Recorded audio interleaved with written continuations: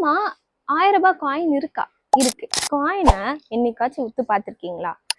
Coin செய்யற இடத்தெல்லாம் வந்து என்னன்னு சொல்லுவாங்க, மின்ட் அப்படின்னு சொல்லுவாங்க. அதே மாதிரி 4 மின்ட் இருக்கு. என்னென்ன அப்படின்னா கொல்கத்தா, நொய்டா, ஹைதராபாத் அண்ட் மும்பை. இந்த காயின்ஸ் எல்லாம் இந்த ஊர்ல இருந்து தான் பிரிண்ட் ஆச்சுன்னு சொல்லிட்டு நம்ம எப்படி வந்து கண்டுபிடிக்கலாம் அப்படின்னா, உங்ககிட்ட ஏதாவது காயின் இருந்தா எடுத்து பாருங்க. இப்ப நான் ஒரு காயின் வச்சிருக்கேன். இதுல இயர் பிரிண்ட் பண்ணிருப்பாங்க. இந்த இயர் பக்கத்துல எந்த சிம்பிளுமே இல்ல அப்படின்னா கொல்கத்தால இருந்து மேக் பண்ணிருக்காங்க. டாட் சிம்பிள் யூஸ் பண்ணிருந்தாங்க அப்படின்னா நொய்டால. அப்ப ஸ்டார் இருந்துச்சுன்னா கரெக்ட், ஹைதராபாத்.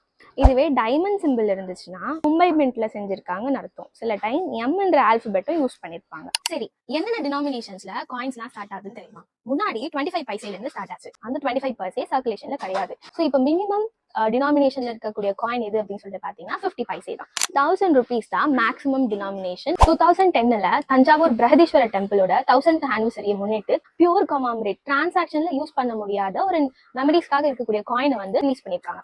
ரீசெண்டா 2025ல அதே மாதிரி ஒரு பியூர் கமாமரேட் காயின்ஸ் வந்து ரிலீஸ் பண்ணிருக்காங்க. அது என்னன்னு நீங்க கமெண்ட் பண்ணுங்க. அடுத்த வீடியோல கரன்சி பத்தி பார்க்கலாம். Until then, bye bye.